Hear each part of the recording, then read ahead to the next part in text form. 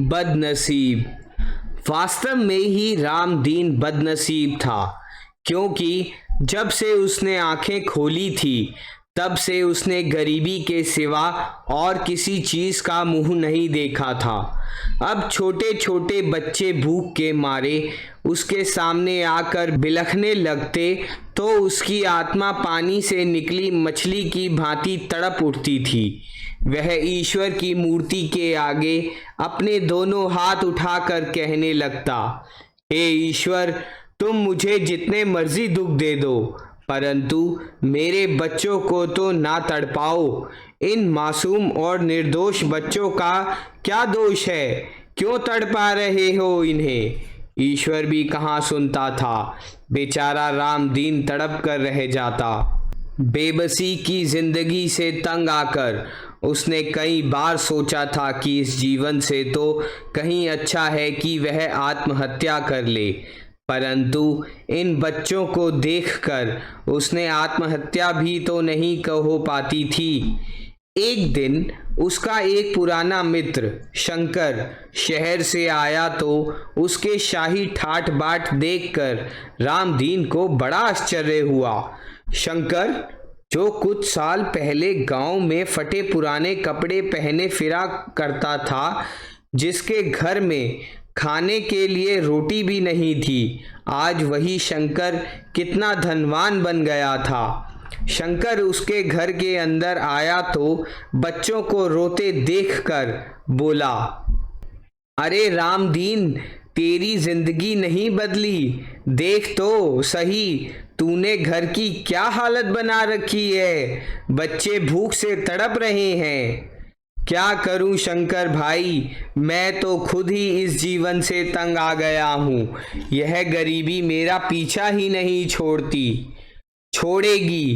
पहले तो यह थोड़े से रुपए रख ले, इन बच्चों को खाना खिला। मगर शंकर, मैं यह रुपए तुझे वापस नहीं कर पाऊंगा, इसलिए इन्हें ना दे। ओ मूर्ख इंसान, तेरे से यह रुपए वापस कौन मांगेगा? तूने बचपन में मुझे भाई कहा था ना। तेरी माँ मुझे अपने हाथ से रोटी खिलाती थी। आज यदि भगवान ने मुझे 4 पैसे दिए हैं तो क्या मैं अपने बच्चों को उनमें से कुछ नहीं दे सकता? ठीक है भैया, आज तो तू दे देगा, कल कौन देगा?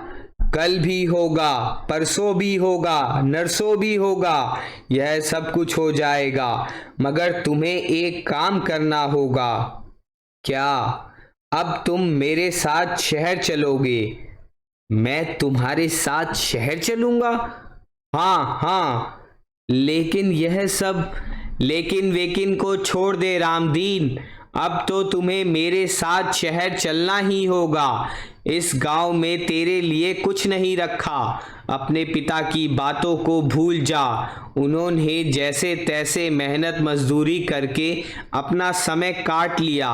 अब तो गांव में वह काम भी नहीं रहा।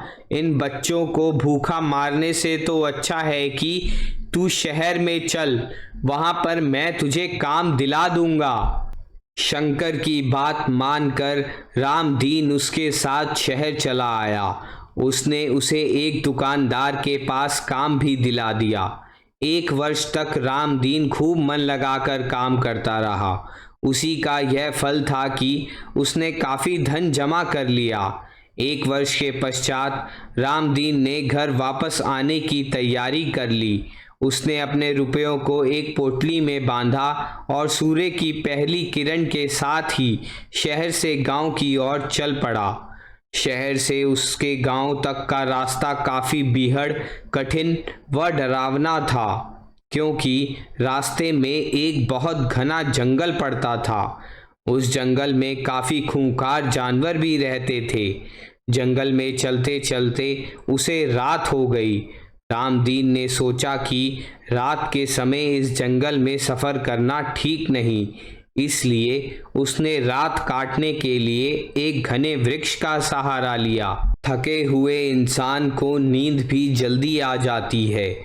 रामदीन बेचारा भी काफी थका हुआ था, इसलिए उसे भी लेटते ही नींद आ गई। नींद में ही उसने दो प्राणियों को अपने ऊपर झुके हुए देखा। उनमें से एक बोला, अरे क्या तुम नहीं जानते कि इस आदमी को तुमने भोजन और कपड़े के सिवा कुछ नहीं लिख कर दिया था? फिर इसके पास इतना धन क्यों और कहां से आया? भाई मेरे, यह आदमी बहुत ही ईमानदार और परिश्रमी है। इसने यह धन परिश्रम करके कमाया है। कमाया है यह तो हम दोनों जानते हैं, लेकिन इसके नसीब में यह लिखा कहाँ है? तो फिर जो इसके नसीब में नहीं उसे ये कैसे ले लेगा? हा हा हा हा हा हा। दोनों हंसते हुए चले गए। सुबह उठकर रामदीन ने अपने रुपयों की थैली को देखा तो वहां ना थैली थी ना रुपए। वह बेचारा अपना सिर पकड़कर रह गया। साल भर की सारी कमाई कोई लेकर चलता बना। अब वह अपने घर कैसे जाएगा? अपने बीवी बच्चों को क्या मुंह दिखाएगा? बहुत देर तक अकेला बैठा रामदीन रोता रहा, किंतु उस जंगल में उसके रोने की आवाज़ सुनने वाला दूर दूर तक कोई ना था। कितनी देर तक वह गरीब अपनी बदनसीबी पर आंसू बहाता रहा। आखिरकार उसके आंसू भी समाप्त हो गए तो उसने एक बार फिर से शहर जाने का फैसला कर लिया। शहर जाकर बेचारा रामदीन फिर मेहनत मजदूरी करने लगा। एक साल फिर बीत गया। उसने अपनी कमाई का धन फिर से एक थैली में डाला और गांव के लिए चल पड़ा। पहले की भांति ही उसने उस जंगल के घने पेड़ के नीचे रात काटने का निर्णय लिया और हरी हरी घास पर बड़े आनंद से सो गया। जैसे ही रामदीन सोया तो उसे पहले की भांति ही दो प्राणी नजर आए। दोनों ही उसके ऊपर झुके हुए थे। उनमें से एक ने कहा, भैया परिश्रम, एक बार फिर यह इतना धन कमा लाया। कुछ समझ नहीं आता, जो चीज इसके नसीब में नहीं वह तुम इसे क्यों देते हो? बस बस भाई, जो आदमी इतना परिश्रम करेगा वह तो धन कमाएगा ही। यह बेचारा गरीब दिन रात मेहनत करता रहा है, फिर धन क्यों ना कमाए? यह बेचारा कोई चोर डाकू तो नहीं, मजदूरी करके ही इसने यह सारा धन इकट्ठा किया है।